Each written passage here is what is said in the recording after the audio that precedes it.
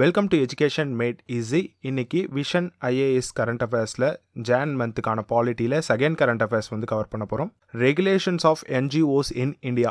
So இந்த current அஃபேர்ஸில் வந்து பார்த்தீங்கன்னா என்ஜிஓஸ்க்கான ரெகுலேஷன்ஸ் என்னென்ன இருக்குது, அது சம்மந்தப்பட்ட ஆக்ட் என்னென்ன இருக்குது, என்ஜிஓனா என்ன, அது எப்படி ஒர்க் ஆகும், அண்ட் தென் வந்து பார்த்தீங்கன்னா இப்போது எடுத்துகிட்டு வந்த அந்த ஒரு நியூ ரூல்ஸ்னால என்னென்ன இஷ்யூஸ் வந்து மேபி அவங்க ஃபேஸ் பண்ணுவாங்க, இதெல்லாம் பார்த்துட்டு கன்க்ளூஷன் வந்து பார்க்க போகிறோம். ஸோ ஃபர்ஸ்ட் திங், இந்த பர்டிகுலர் நியூஸ் ஏன் வந்து பாப்பாச்சு. Recently ministry of home affairs tightened oversight on funds received by non governmental organisation, that is NGO. So ரீசெண்டாக வந்து மினிஸ்ட்ரி ஆஃப் ஹோம் அஃபேர்ஸ் வந்து அவங்க வந்து அந்த பர்டிகுலர் ஓவர்சீஸ் ஃபண்ட் இருக்கு இல்லைங்களா, வெளியிலேருந்து வரக்கூடிய ஃபண்ட், அதாவது என்ஜிஓஸ் வந்து வெளியிலேருந்து ஃபண்டை வந்து ரிசீவ் பண்ணுவாங்க.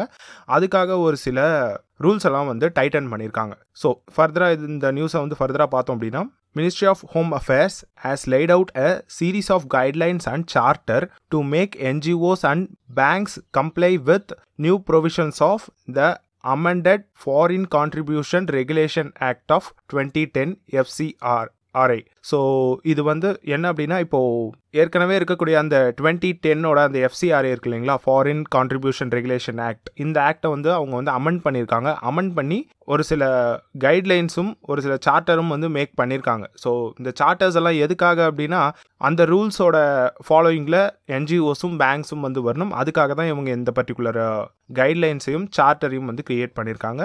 த charter for bank says donation received in Indian rupees by NGOs from any foreign source, even if the source is located in India at the time of such donation, and those donations should be treated as foreign contribution. So இவங்க என்ன சொல்லியிருக்காங்க அப்படின்னா, இப்போ banks வந்து பார்த்தீங்கன்னா என்ஜிஓக்காக அமௌண்ட்டை வந்து receive பண்ணுவாங்க. அதாவது டொனேஷன்ஸை வந்து பேங்க்ஸ் தான் வந்து ரிசீவ் பண்ணுவாங்க. ஸோ அப்படி பேங்க்ஸ் வந்து ரிசீவ் பண்ணும்போது ஈவன் தான் அந்த ஃபாரின் சோர்ஸ் இந்தியாவில் இருக்காங்க, அவங்க வந்து என்ஜிஓஸ்க்கு வந்து நிறைய ஃபண்டு வந்து ப்ரொவைட் பண்ணுறாங்க, ஆர்எல்ஸ் நிறைய டொனேஷன் வந்து ப்ரொவைட் பண்ணுறாங்க அப்படின்னா, அவங்க அந்த ஒரு பர்டிகுலர் டொனேஷனை இந்தியன் ருப்பியில் தான் வந்து ட்ரான்ஸ்ஃபர் பண்ணுவாங்க. ஏன்னா அவங்க வந்து இந்தியாவில் இருக்காங்க. ஸோ அவங்களோட டாலர்ஸு ஆர்எல்ஸ் எந்த ஒரு டினாமினேஷனில் இருக்கக்கூடிய மணியும் அவங்க இந்தியன் ருப்பீஸ்க்கு கன்வெர்ட் பண்ணி தான் வந்து டொனேட் பண்ணுவாங்க. ஈவன் தோ அது இந்தியன் ருப்பீஸில் இருந்தாலும் ஒரு ஃபாரின் சோர்ஸ் வந்து என்ஜிஓஸ்க்கு டொனேஷன் ப்ரொவைட் பண்ணாங்கன்னா பேங்க்ஸ் வந்து அந்த பர்டிகுலர் டொனேஷனை ஒரு ஃபாரின் கான்ட்ரிபியூஷனாக தான் வந்து கன்சிடர் பண்ணணும் அப்படின்னு சொல்லியிருக்காங்க.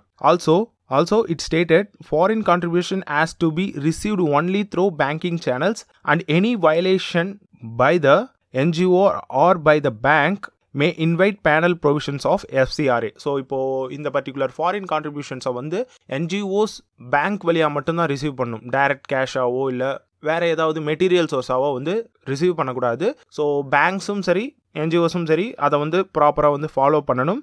இன்கேஸ் பேங்க்கோ இல்லை என்ஜிஓவோ அவங்களோட அந்த பர்டிகுலர் ஒர்க்கிங் ப்ராசஸ் ஆர்எல்ஸ் இந்த பர்டிகுலர் கைட்லைன்ஸ்லேருந்து வேரி ஆகி வேறு மாதிரி அவங்களோட அந்த ஃபண்ட்ஸை வந்து ரிசீவ் பண்ணாங்க அப்படின்னா they will be invited and investigated under the penal provision of FCRA. So பேனலுக்கு கொண்டு போய் அவங்கள வந்து இன்வெஸ்டிகேட் பண்ணுவாங்க. ஆர்எல்ஸ் அவங்களுக்கு வந்து பார்த்திங்கன்னா ஒரு சில பனிஷ்மெண்ட்ஸ் வந்து கொடுப்பாங்க. ஏன்னா அவங்க வந்து பார்த்திங்கன்னா இந்த ரெகுலேஷன்ஸை வந்து கைட்லைன்ஸையும் சார்ட்டரையும் வந்து தே ஆர் ஜஸ்ட் ஒமிட்டிங். இப்போ இந்த பர்டிகுலர் பேங்கிங் சேனல் தவிர வேறு எந்த சேனல்லையாவது அவங்க ஃபண்டை ரிசீவ் பண்ணாங்க அப்படின்னா they are just ignoring these guidelines and charter. So அவங்களுக்கு வந்து பார்த்திங்கன்னா எய்தர் பனிஷ்மெண்ட் ஆர்எல்ஸ் ஃபைன் வந்து கொடுப்பாங்க. அதுக்கடுத்தது வந்து இது இப்போ கொண்டு வந்த சேஞ்சஸ், சரிங்களா, அதாவது அந்த கைட்லைன்ஸை வந்து ஃபாலோ பண்ணணும். அதுக்கடுத்தது ஃபாரின் சோர்ஸ் கிட்டேருந்து எந்த வகையில் ஃபண்டு வந்து உள்ளே வந்தாலும் டொனேஷன் உள்ளே வந்தாலும் அதை வந்து ஒரு ஃபாரின் கான்ட்ரிபியூஷனாக தான் வந்து கன்சிடர் பண்ணணும். அதே மாதிரி பேங்கிங் சேனல் வழியாக மட்டும்தான் இந்த பர்டிகுலர் சோர்ஸ் வந்து உள்ளே வரணும், அதாவது அந்த என்ஜிஓஸ்க்கு வந்து வரணும். இதுதான் வந்து அவங்க கொடுத்துருக்கக்கூடிய 3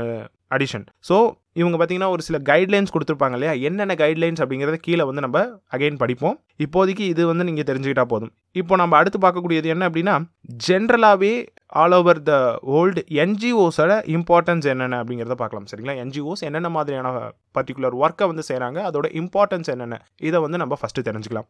NGOs is defined by the World Bank as not for profit organization that pursue activities to relieve suffering, promote the interest of poor, protect the environment, provide basic social services or undertake community development. So இந்த மாதிரியான ஒர்க்கை செய்யக்கூடிய அந்த particular group of பீப்புளை தான் என்னன்னு சொல்கிறோன்னா NGOs அப்படின்னு சொல்கிறோம். இவங்க வந்து பார்த்திங்கன்னா நாட் ஃபார் ப்ராஃபிட் ஆர்கனைசேஷன், அவங்களுக்குன்ட்டு ஒரு ப்ராஃபிட் இருக்கக்கூடாது, அவங்க வந்து மக்களுக்கு சேவை செய்யணும் அப்படிங்கிற ஒரு பர்டிகுலர் மோட்டிவில் வந்து ஒர்க் பண்ணுறவங்க அப்படின்ட்டு வந்து சொல்கிறாங்க.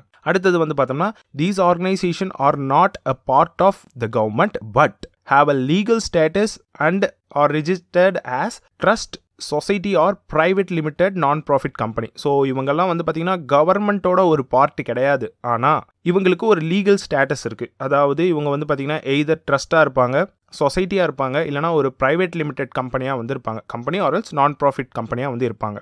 ஸோ கான்ஸ்டிடியூஷனலாக வந்து பார்த்தீங்கன்னா இந்த என்ஜிஓஸை சப்போர்ட் பண்ணக்கூடிய ஆர்டிகல்ஸ் என்னென்ன அப்படின்னா article 19 clause 1 sub clause C.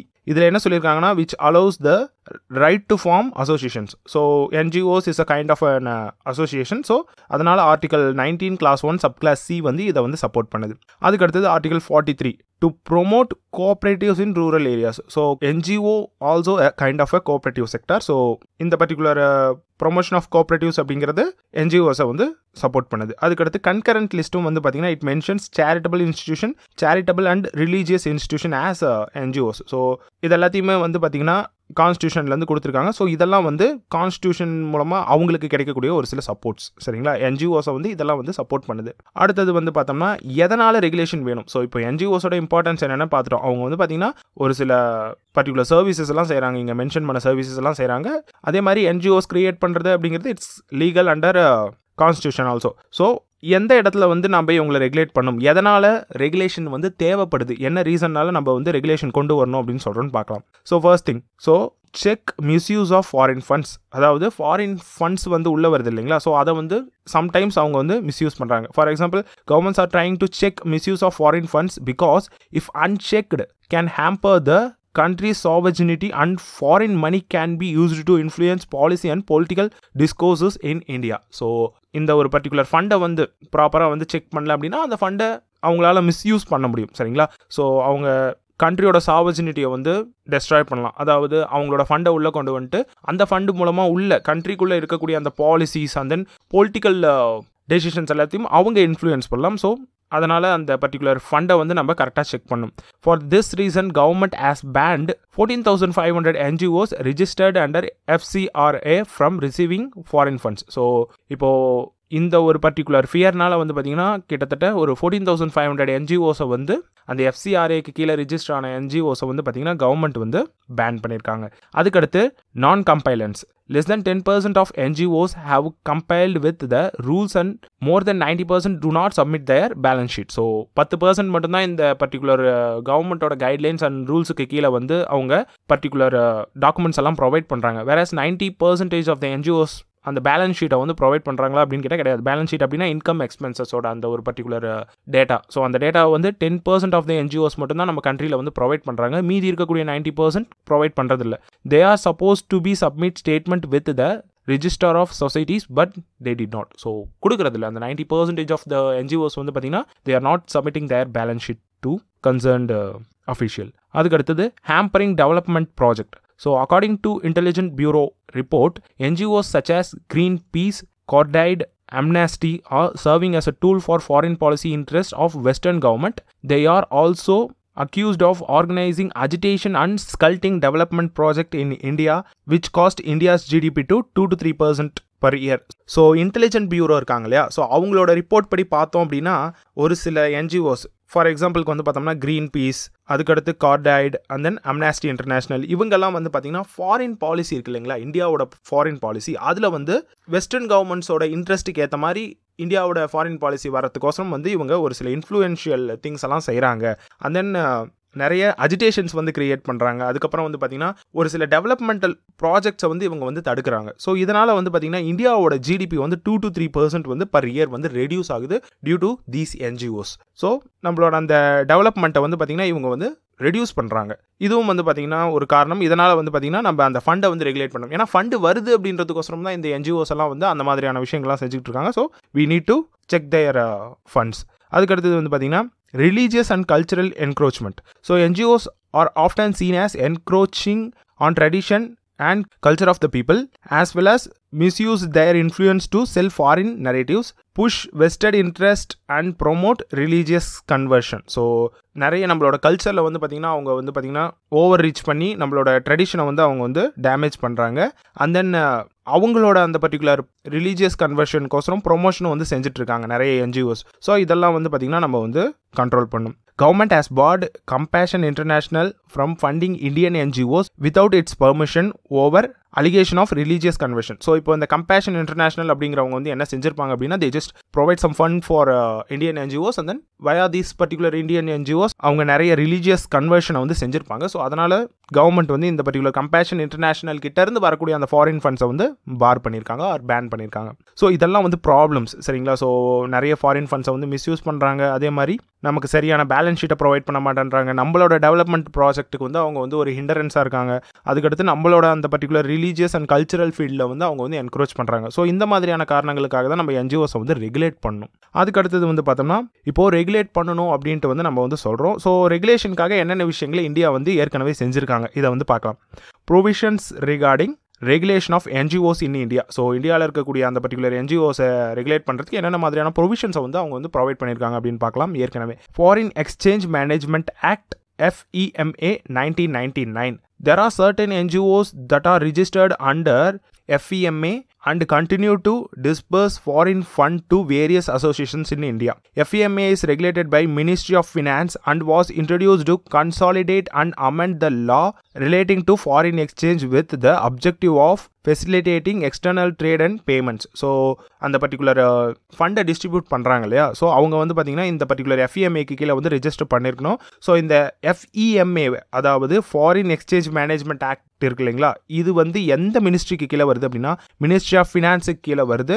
So இது எதுக்காக அப்படின்னா அந்த பர்டிகுலர் ஃபாரின் எக்ஸ்சேஞ்ச் எல்லாத்தையும் கன்சாலிடேட்டாக வந்து அவங்க வந்து ஒரு பர்டிகுலர் லாக்கு கீழே கொண்டு வரணும் அப்படின்றதுக்காக கொண்டு வரப்பட்ட ஒரு ஆக்ட் தான் இந்த FEMA ஆக்ட் சரிங்களா. ஸோ இதில் வந்து பார்த்திங்கன்னா இப்போ NGOஸ்க்கு வரக்கூடிய ஃபண்டிங்கும் வந்து இதுலேயே வந்து சேர்ந்துடும். ஆனால் however separate law such as FCRA 2010 has been enacted under the Ministry of Home Affairs to monitor foreign funds donated to NGOs. So முன்ன பார்த்த அந்த FEMA வந்து மினிஸ்ட்ரி ஆஃப் ஃபினான்ஸுக்கு கீழே வருது. ஆனால் 2010 வந்து இது வந்து FEMA வந்து 1999 வந்தது. வேற 2010 தான் வந்து பார்த்திங்கன்னா FCRA ஆக்டை வந்து அவங்க வந்து இன்ட்ரடியூஸ் பண்ணியிருக்காங்க. ஸோ இந்த FCRA ஆக்ட் முன்ன பார்த்த மாதிரி அந்த பர்டிகுலர் NGOஸ்க்கு வரக்கூடிய ஃபாரின் டொனேஷனை வந்து மேனேஜ் பண்ணக்கூடிய ஒரு ஆக்ட். இந்த ஆக்ட் எந்த பர்டிகுலர் மினிஸ்ட்ரி கீழே வருது அப்படின்னா மினிஸ்ட்ரி ஆஃப் ஹோம் அஃபேர்ஸை கீழே வருது. ஸோ இது ஒரு பர்டிகுலர் ஆக்ட். அதுக்கடுத்தது வந்து பார்த்தோம்னா ஃபாரின் கான்ட்ரிபியூஷன் ரெகுலேஷன் ஆக்ட், அதான் FCRA சரிங்களா. ஸோ இந்த FCRA இருக்கு இல்லைங்களா, இது வந்து 2010 வந்து கொண்டு வந்திருப்பாங்க. Foreign funding of voluntary organisation India is regulated under the FCRA to ensure that the recipients adhere to the stated purpose for which such contributions has been obtained. So இதோட meaning என்ன அப்படின்னா, இந்த பர்டிகுலர் ஆக்ட் எதுக்காக கொண்டு வந்ததுன்னா, இப்போது ஒரு சில ஃபண்டிங் வந்து ஃபாரின்லேருந்து வரும். ஸோ இந்த ஃபண்டிங்கை வந்து எதுக்காக யூஸ் பண்ண சொல்லி அவங்க கொடுத்துருப்பாங்க அப்படின்னா, ஃபார் எக்ஸாம்பிள் இப்போது எஜுகேஷனுக்காக இதை வந்து செலவு பண்ணுங்க அப்படின்னா அந்த ஒரு பர்டிகுலர் பர்பஸ்க்காக இவங்க வந்து செலவு பண்ணுறாங்களா, இல்லை NGOs வேறு ஏதாவது பர்பஸ்க்காக இந்த மணியை வந்து செலவு பண்ணுறாங்களா அப்படிங்கிறத பார்க்கறதுக்கோசரம் தான் இந்த ஃபாரின் கான்ட்ரிபியூஷன் ரெகுலேஷன் ஆக்டை வந்து கொண்டு வந்திருக்காங்க சரிங்களா. இதுக்கு ஒரு பெஸ்ட் எக்ஸாம்பிள் சொல்லணும் அப்படின்னா, இப்போது ஃபாரினில் வந்து எக்ஸ் அப்படிங்கிற ஒரு பர்டிகுலர் கம்பெனி இருக்குது. ஸோ இந்த கம்பெனி வந்து பார்த்திங்கன்னா இந்தியாவில் ஒரு பர்டிகுலர் NGOக்கு வந்து இவங்க வந்து ஃபண்டிங் வந்து ட்ரான்ஸ்ஃபர் பண்ணுறாங்க. ஸோ இவங்க எந்த பர்பஸ்க்காக ட்ரான்ஸ்ஃபர் பண்ணுறாங்க அப்படின்னா இந்த பர்டிகுலர் NGO வந்து எஜுகேஷன் ரிலேட்டடான விஷயங்கள்லாம் செஞ்சுட்ருக்காங்க. ஸோ இந்த NGOக்கு அவங்க வந்து பார்த்திங்கன்னா எஜுகேஷனுக்கோசரம் ஒரு சில ஃபண்டிங்கை வந்து ட்ரான்ஸ்ஃபர் பண்ணுறாங்க. ஸோ இந்த பர்டிகுலர் NGO அந்த அமௌண்ட்டை வந்து அதாவது ரிசீவ் பண்ண அந்த பர்டிகுலர் டொனேஷனை எஜுகேஷனுக்காக செலவு பண்ணுறாங்களா அப்படிங்கிறத மானிட்டர் பண்ணுறதுக்கு தான் இந்த foreign contribution regulation act of 2010. It consolidated the law to regulate the acceptance and utilization of foreign contribution by individuals or association. New rules under the FCRA 2020 have following provisions in relation to regulation of NGOs. So இப்போது இந்த news வந்து வந்துச்சு இல்லைங்களா, புதுசாக ஒரு சில regulations வந்து add பண்ணியிருக்காங்க, ஒரு சில சார்ட்டர் வந்து ஆட் பண்ணியிருக்காங்க அப்படின்னு பார்த்தோம் இல்லையா. ஸோ அது என்னென்ன ரெகுலேஷன் அப்படிங்கிறத பார்த்துடலாம். Prohibition of transfer of funds from one NGO to another. So நார்மலாக வரக்கூடிய ஃபண்டிங்கை வந்து NGOs என்ன பண்ணுவாங்க அப்படின்னா ஒரு NGOலேருந்து மற்ற NGOக்கு வந்து ட்ரான்ஸ்ஃபர் பண்ணுவாங்க. ஸோ அந்த ஒரு பர்டிகுலர் ட்ரான்ஸ்ஃபரை வந்து இந்த ஒரு புது ரூல்ஸ் வந்து பார்த்திங்கன்னா ப்ராஹிபிட் பண்ணியிருக்கு. அதுக்கடுத்து decrease of administrative expenses through foreign funds from 50% to 20%. So இப்போது எந்த ஒரு NGOவும் வந்து பார்த்திங்கன்னா வரக்கூடிய ஃபாரின் ஃபண்டை 100% மொத்தமாக அந்த டிசையர்டு ஒர்க்குக்கே வந்து செலவு பண்ண மாட்டாங்க. அவங்களோட அட்மினிஸ்ட்ரேட்டிவ் ஃபங்க்ஷனுக்கோசரம் ஒரு குறிப்பிட்ட அளவு அவங்க செலவு பண்ணுவாங்க. ஸோ அந்த பர்டிகுலர் லிமிட் வந்து ப்ரீவியஸாக வந்து 50% வரைக்கும் இருந்துச்சு. வேறஸ் நவ் அது வந்து பார்த்திங்கன்னா 20% குறைஞ்சிருச்சு. Making Aadhaar mandatory for registration. So இப்போ NGOஸை வந்து ரெஜிஸ்டர் பண்ணுறதுக்கு ஆதார் வந்து ரொம்பவுமே மேண்டேட்ரி. அதுக்கடுத்து வந்து பார்த்திங்கன்னா while in case of foreigner they must provide a copy of the passport or the overseas citizenship of India card for identification. So OCI card கொடுக்கணும், இல்லைனா வந்து பார்த்தீங்கன்னா அவங்க ஒரு பாஸ்போர்ட் ப்ரொவைட் பண்ணும். இந்தியன்ஸாக இருந்தால் they must have to provide Aadhaar in order to registration. அதுக்கடுத்தது வந்து பார்த்தீங்கன்னா the foreign contribution must be received only in an account designated by the banks as FCRA account. So எந்த அக்கௌண்ட்லேருந்து வேணாலும் ட்ரான்ஸ்ஃபர் பண்ண முடியாது. பேங்க் வந்து பார்த்தீங்கன்னா FCRA அக்கௌண்ட் அப்படிங்கிற ஒரு அக்கௌண்ட்டை வந்து டெசிக்னேட் பண்ணி வச்சுருப்பாங்க. ஸோ அந்த பர்டிகுலர் அக்கௌண்ட் வழியாக மட்டும்தான் பணத்தை வந்து ட்ரான்ஸ்ஃபர் பண்ணும். சிம்பிளாக பார்த்தோம் அப்படின்னா நியூ டெல்லியில் இருக்கக்கூடிய SBI பிரான்ச்சில் மட்டும்தான் அந்த பர்டிகுலர் அக்கௌண்ட் வந்து இருக்கும். ஸோ அதனால் அந்த ஒரு பர்டிகுலர் FCRA அக்கௌண்ட் மூலமாக தான் ஃபண்டை வந்து ட்ரான்ஸ்ஃபர் பண்ணணும். அதுக்கு அடுத்தது insertion of rule 9 which deals with obtaining registration or prior permission to receive foreign funds and to stop utilization of foreign funds through enquiry. So புதுசாக ஒரு ரூல் 9 அப்படிங்கிற ஒரு விஷயத்தை வந்து இன்சர்ட் பண்ணியிருக்காங்க. ஸோ அவங்க வந்து பார்த்தீங்கன்னா ஃபாரின் ஃபண்ட்ஸை ரிசீவ் பண்ணுறதுக்கு முன்னாடி ப்ரையராக வந்து பெர்மிஷன் வந்து வாங்கணும், இல்லை ரிஜிஸ்டர் வந்து பண்ணணும். அப்போ தான் வந்து அவங்களால அந்த ஃபண்டை வந்து ரிசீவ் பண்ண முடியும். அதுக்கடுத்து accreditation. NITI Aayog has been appointed as the nodal agency for the purpose of registration and accreditation of NGO seeking fund from government of India. So இப்போது கவர்மெண்ட் ஆஃப் இந்தியா கிட்ட இருந்து ஃபண்டு வந்து வாங்குவாங்க இல்லையா? ஸோ அதுக்கு வந்து பார்த்தீங்கன்னா யாரை நோடல் ஏஜென்சியாக கொடுத்துருக்காங்க அப்படின்னா நித்தி ஆயோக் தான் வந்து நோடல் ஏஜென்சியாக கொடுத்துருக்காங்க. ஸோ இப்போ இருக்கக்கூடிய NGOஸில் ஒரு சிலர் வந்து பார்த்தீங்கன்னா கவர்மெண்ட் கிட்டேயும் போயிட்டு ஃபண்டு வந்து ரெக்வயர் பண்ணுவாங்க in order to do their job. So அப்படி வரவங்க வந்து பார்த்தீங்கன்னா நித்தி ஆயோக் கீழே வந்து பார்த்தீங்கன்னா அவங்க வந்து ரிஜிஸ்டர் பண்ணப்பட்டு செக் பண்ணப்படுவாங்க. எதுக்காக அப்படின்னா அப்போ தான் வந்து அந்த பர்டிகுலர் ஃபண்டை வந்து ப்ராப்பராக அவங்க ட்ரான்ஸ்ஃபர் பண்ணணும். The Niti Aayog has been also tasked with maintaining database system to manage and disseminate information relating to NGOs. So இந்த NGOs பற்றின டேட்டாஸ் எல்லாத்தையும் வந்து மேனேஜ் பண்ணக்கூடியது, அதை வந்து மற்றவங்களுக்கு டெசிமினேட் பண்ணக்கூடிய அந்த ஒரு பர்டிகுலர் ஒர்க்கை வந்து யார் செய்கிறாங்க அப்படின்னா நித்தி ஆயோக் தான் வந்து செய்கிறாங்க. ஸோ இது வந்து அவங்களோட அந்த பர்டிகுலர் டேட்டாபேஸ் சிஸ்டத்தை மெயின்டைன் பண்ணுறது. அண்ட் தென் இப்போது ஃபண்டு வந்து கேட்குறாங்க அப்படின்னா எதுக்காக ஃபண்டு கேட்குறாங்க, என்னென்ன பர்பஸ்க்காக அவங்க அந்த ஃபண்டை வந்து யூட்டிலைஸ் பண்ண போகிறாங்க, அந்த மாதிரியான விஷயங்கள்லாம் நித்தி ஆயோக் தான் வந்து மேனேஜ் பண்ணுவாங்க. அதுக்கடுத்து Bombay shops and establishment act of 1948. So இப்போ முன்ன பார்த்தது வந்து பார்த்திங்கன்னா அக்ரிடேஷன். அடுத்து நம்ம பார்க்கக்கூடியது என்ன அப்படின்னா Bombay shops and establishment act of 1948. So NGOs registered under the Bombay Shops and Establishment Act 1948 must pay minimum wages to the employees irrespective of the strength of employment. So அந்த பர்டிகுலர் NGOவில் எத்தனை employees இருந்தாலும் அவங்களுக்கு minimum wages வந்து provide பண்ணணும். So அதை வந்து பார்த்திங்கன்னா இந்த Bombay shops and establishment act வந்து கமெண்ட் பண்ணுது. அதுக்கடுத்து right to information act of 25. So NGOs receiving substantial funding from the government is bound to give information to the public under RTA Act. Obviously இப்போது government கிட்டேருந்து fund வாங்குறாங்க. So அந்த fund என்னது? Tax, நம்மளோட tax மணி.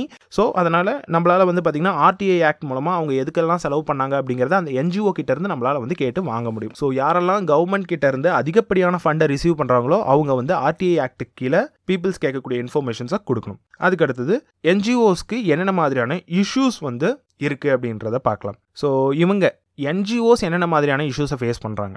Lakhs fund accessibility. So இப்போ இந்த புது rules கொண்டு வந்திருக்காங்க இல்லையா 2020.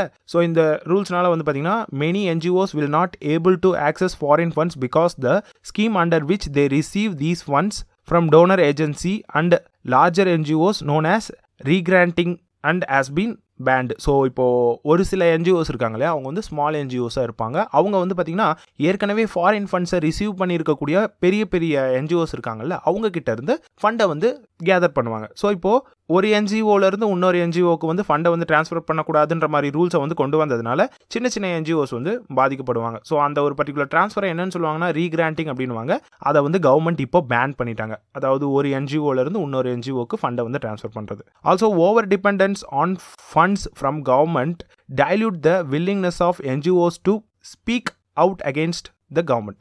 Obviously இப்போது நீங்கள் ஒரு பர்டிகுலர் ஒர்க் வந்து செய்கிறீங்க, உங்களுக்கு ஒரு பர்டிகுலர் பாஸ் வந்து சேலரி கொடுக்குறாரு அப்படின்னா நீங்கள் அந்த பாஸை எதிர்த்து பேச முடியாது. Same goes with year. இப்போ ஃபாரின் ஃபண்ட்ஸை வந்து நம்ம வந்து ரெடியூஸ் பண்ணிட்டோம். ஸோ NGOs ஆப்வியஸாக கவர்மெண்ட்டை தான் வந்து டிபெண்ட் பண்ணும் ஃபார் ஃபண்ட்ஸ். ஸோ கவர்மெண்ட்டை எதிர்த்து NGOஸால் பேச முடியாது, அவ்வளோதான். அதுக்கடுத்து restriction to explore. The amount NGOs can spend on administration has been cut from 50 to 20%, which mean many smaller NGOs will not be able to employ enough staff, hire experts and implement strategies they require to grow. So அவங்களோட administrative காஸ்ட்டை வந்து 50%லேருந்து 20%க்கு குறைச்சிட்டாங்க இல்லையா, அதனால் வந்து பார்த்திங்கன்னா அவங்களால salaries வந்து provide பண்ண முடியாது ப்ராப்பராக என்ஜிஓஸில். அண்ட் தென் அவங்களால அந்த பர்டிகுலர் என்ஜிஓ வந்து டெவலப் பண்ண முடியாது, அடுத்த கட்டத்துக்கு வந்து என்ஜிஓஸை வந்து கொண்டு போக முடியாது. ஏன்னா 20% தான் வந்து அவங்க யூட்டிலைஸ் பண்ணணும் அப்படின்னா அவங்களோட அந்த இன்டர்னல் எக்ஸ்பென்சஸை வந்து அவங்களால வந்து மேனேஜ் பண்ண முடியாது. அதுக்கடுத்தது வந்து பார்த்தோம்னா increased cost of transaction and distance. So இந்த பர்டிகுலர் FCRAல புதுசாக ஆட் பண்ண அந்த ரூல்ஸ் இருக்கு இல்லைங்களா, ஸோ அந்த ரூல்ஸ் என்ன சொல்லுது அப்படின்னா என்ஜிஓஸ் வந்து they will have to open an account with Delhi branch of State Bank of India, முன்ன பார்த்த மாதிரி. ஸோ அங்கே தான் வந்து அந்த பர்டிகுலர் FCRA அக்கௌண்ட் வந்து ஓப்பன் பண்ணணும் அப்படின்னு சொல்லியிருக்காங்க இல்லையா. ஸோ அந்த பர்டிகுலர் அக்கௌண்ட்டை வந்து டெல்லி பிரான்ச்சில் இருக்கக்கூடிய அந்த ஸ்டேட் பேங்க் ஆஃப் இந்தியாவில் மட்டும்தான் வந்து ஓப்பன் பண்ண முடியும். ஸோ இப்போ கன்னியாகுமரியில் இருக்கக்கூடிய ஒரு என்ஜிஓ வந்து டெல்லிக்கு போய் ஓப்பன் பண்ணணும் அப்படிங்கிறது அங்கே வந்து பார்த்திங்கன்னா டைம் வந்து நிறைய வேஸ்ட் ஆகும். At the same time transaction cost வந்து ரொம்ப அதிகமாக இருக்கும். ஸோ இது வந்து ஒரு மேஜர் ப்ராப்ளம். ஏன்னா இது வந்து ஒரு பர்டிகுலர் என்ஜிஓ செய்கிறதுல கண்ட்ரி முழுக்க இருக்கக்கூடிய எல்லா என்ஜிஓஸும் வந்து பார்த்திங்கன்னா இந்த ஒரு பர்டிகுலர் பிரான்ச்சில் ஆர்எல்சி டெல்லியில் இருக்கக்கூடிய அந்த ஸ்டேட் பேங்க் ஆஃப் இந்தியாவில் தான் போயிட்டு ரெஜிஸ்டர் பண்ணணும். So it's a hard thing. Next one, hamper delivery of social welfare schemes. Due to over-regulation of NGOs under the new FCRA rules will have far-reaching the consequences for delivery of government schemes in these fields of education, health and social welfare. So நிறைய regulations இருந்தாலே வந்து பார்த்திங்கன்னா work வந்து கொஞ்சம் பாதிக்கப்படும். ஏன்னா நிறைய regulations இருக்குது அப்படின்னா ஒரு ஃப்ரீடம் இருக்காது ஒர்க்கில். அதனால் வந்து பார்த்திங்கன்னா அவங்களோட அந்த டிசையர்டு ஃபீல்டில் அவங்களால இன்வெஸ்ட் பண்ணி அந்த பர்டிகுலர் ஃபீல்டுக்கான அந்த பர்டிகுலர் ஸ்கீம்ஸ் எல்லாம் டெலிவர் பண்ண முடியாது. Simple. For example education, health and social welfare. அதுக்கு அடுத்தது accreditation of NGOs. It is very difficult for national accreditation council to distinguish whether and organisation wants to work for the cause or has been set up only for the purpose of receiving government grants. So இப்போது முன்ன சொல்லியிருந்தோம் இல்லைங்களா, ஒரு சில டைமில் வந்து பார்த்திங்கன்னா foreign funds இல்லை அப்படின்னா NGOs வந்து கவர்மெண்ட் கிட்ட தான் வந்து ஃபண்டை வந்து ரிசீவ் பண்ணுவாங்க. ஸோ நிறைய NGOs இருக்கிறதுனால அவங்க பர்டிகுலர் டிசையர்டு ஒர்க்குக்காக ஃபண்டை ரிசீவ் பண்ணுறாங்களா இல்லை வேறு ஏதாவது ஒரு சில காசுக்காக ஃபண்டை வந்து ரிசீவ் பண்ணுறாங்களா அப்படிங்கிறத கவர்மெண்ட்டால் ஆர்எல்ஸ் இந்த நேஷனல் அக்ரிடேஷன் கவுன்சிலால் வந்து பார்த்திங்கன்னா டிஸ்டிங்யூஷ் பண்ணி பிரித்து பார்க்க முடியல. அதுக்கு அடுத்தது வந்து வே ஃபார்வர்ட். ஸோ கன்க்ளூஷன் இப்போ பார்த்தது வந்து பார்த்திங்கன்னா NGOs அண்ட் தென் அந்த பர்டிகுலர் ஆக்ட்னால என்னென்ன விஷயங்களை அவங்க ஃபேஸ் பண்ணுறாங்க அப்படிங்கிறத வந்து பார்த்தோம். அடுத்து நம்ம பார்க்கக்கூடியது என்ன அப்படின்னா way forward. So way forward or else conclusion. So a national accreditation council consisting of academics, activists, retired bureaucrats should be established to ensure compliance by NGOs. So இந்த பர்டிகுலர் நேஷனல் அக்ரிடேஷன் கவுன்சிலில் நிறைய academics, activist and then retired bureaucrats எல்லாத்தையும் வந்து join பண்ணணும். அப்போ தான் வந்து பார்த்திங்கன்னா NGOஸ்க்கும் ஒரு சில சப்போர்ட் கிடைக்கும் அப்படின்ற மாதிரி சொல்லியிருக்காங்க. There should be better coordination between government and NGOs to deliver social welfare schemes efficiently rather than hampering their implementation. So ப்ராப்பரான ஒரு கோஆர்டினேஷன் வந்து கவர்மெண்ட்டுக்கும் NGOஸ்க்கும் இருக்கணும். அப்போ தான் வந்து பார்த்திங்கன்னா அந்த சோஷியல் வெல்ஃபேர் ஸ்கீம்ஸை வந்து ப்ராப்பராக வந்து எடுத்துகிட்டு போயிட்டு எல்லாருக்கிட்டையும் சேர்த்த முடியும். ஏன்னா NGOs தான் இந்த சோஷியல் வெல்ஃபேர் ஸ்கீமை வந்து பீப்புள்ஸ் கிட்ட கொண்டு போய் சேர்த்துறதுல ஒரு மேஜர் பார்ட்டிசிபெண்ட்டாக இருக்காங்க. ஸோ அவங்களுக்கும் கவர்மெண்ட்டுக்கும் ஒரு ப்ராப்பர் கோஆர்டினேஷன் இருக்கணும் அப்படின்னு சொல்கிறாங்க. ஸோ அதுக்கடுத்தது the role of NGO regulators should be to effectively secure compliance with the laws in a fair, transparent and non-partisan manner, free from political influence, to enhance public trust and confidence in both the regulators and the NGOs. So அந்த particular regulators இருக்காங்க இல்லையா, so NGO வந்து regulate பண்ணுறாங்க இல்லையா, அவங்க வந்து பார்த்திங்கன்னா ஒரு ஃபேரான லாவை வந்து வச்சுருக்கணும். அதே மாதிரி வந்து பார்த்திங்கன்னா டிரான்ஸ்பேரண்ட்டாக இருக்கணும். So they must have to be transparent and then ஒரு பர்டிகுலர் காசுக்காக மட்டும் ஒர்க் பண்ணக்கூடாது. அதே மாதிரி பொலிட்டிக்கல் இன்ஃப்ளூயன்ஸ்லேருந்து அவங்க வந்து பார்த்திங்கன்னா டிவைட் ஆகிருக்கணும். அப்போ தான் வந்து பார்த்திங்கன்னா அவங்களால வந்து பப்ளிக் ட்ரஸ்ட்டையும் கான்ஃபிடென்ஸையும் வந்து கெயின் பண்ண முடியும். ஸோ அதை தான் வந்து சொல்லியிருக்காங்க. ஸோ அந்த ரெகுலேட்டர்ஸும் வந்து பார்த்திங்கன்னா ஒரு இண்டிபெண்ட் அத்தாரிட்டியாக வந்து இருக்கணும் அப்படின்னு சொல்லியிருக்காங்க. ஸோ இதுதான் வந்து இந்த கரண்ட் அஃபேர்ஸில் இருக்குது. நம்ம இந்த FCRA இருக்குது இல்லைங்களா, அதை தனியாகவே வந்து ஒரு செப்பரேட் வீடியோவில் வந்து பார்ப்போம் என்னென்ன மாதிரியான ரூல்ஸை வந்து கொண்டு வந்திருக்காங்க. ஸோ இந்த particular foreign contribution amendment act 2020 அதை வந்து நம்ம டீட்டெயிலாக பார்க்கலாம். இது வரைக்கும் நம்ம பார்த்தது வந்து பார்த்திங்கன்னா மோஸ்ட்டாக வந்து ஃபாரின் கான்ட்ரிபியூஷன் ரெகுலேஷன் ஆக்ட் 2010 வந்து பார்த்துருப்போம். பட் நம்ம அந்த அமெண்ட்மெண்ட் ஆக்ட் என்ன அப்படிங்கிறதையும் நம்ம வந்து அடுத்து பார்க்கலாம். இந்த பர்டிகுலர் வீடியோ வந்து ½ அன் ஹவருக்கு மேலே வந்து போயிட்டுருக்கு. ஸோ அதனால் நம்ம அந்த பர்டிகுலர் ஆக்டை பற்றின விஷயங்களை நம்ம தனியாக வந்து பார்க்கலாம்.